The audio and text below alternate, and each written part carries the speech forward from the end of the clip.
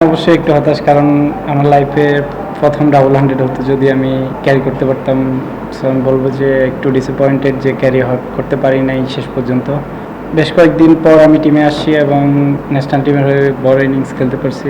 আমি বলবো যে আমি খুব হ্যাপি, বাট আগে তো বললাম যে যদি ডাবল 100 হতো আর একটু ভালো হতো, একটু ডিসঅ্যাপয়েন্টেড ওই দিক থেকে। আসলে যেটা চলে গেছে ওইটা নিয়ে এখন তেমন চিন্তা করি না, যেটা সামনে আছে ওইটা নিয়ে চিন্তা করতেছি, কারণ সামনে যেটা আছে ওইটা নিয়ে চিন্তা করতেছি। এখন আরও কীভাবে ইমপ্রুভ করা যায়, এখন ভালো করতেছি, ওইটা কীভাবে ক্যারি অন করা যায় ওটা চেষ্টা করবো। মানে আমি আমার ন্যাচারালের মধ্যেই ছিলাম, আসলে ওই বলটা আর কি একটু ডাবল ডিসিশনের মধ্যে হয়ে গেছিলো যে আরেকটু যদি ভালোভাবে কাভার করে খেলতাম হয়তো এমনটা হতো না, বাট আনফর্চুনেট হয়ে গেছে।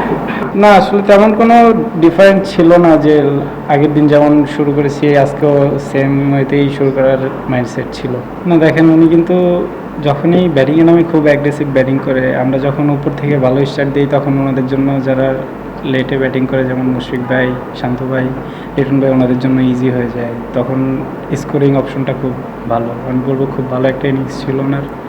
খুব ভালো শেষ হয়েছে, আমরা শেষের দিকে তাইজুল ভাই, মুরাদ খুব ভালো ফিনিশ করেছে, এবং কালকেও হয়তো আমরা যদি আর্লি মর্নিংয়ে একটা দুটো উইকেট নিতে পারি তখন ওদের লেট অর্ডার ব্যাটিং চলে আসবে, তখন আরও ইজি হয়ে যাবে, হয়তো বা কালকের মধ্যেই শেষ হয়ে যাওয়ার চান্স থাকবে খেলা।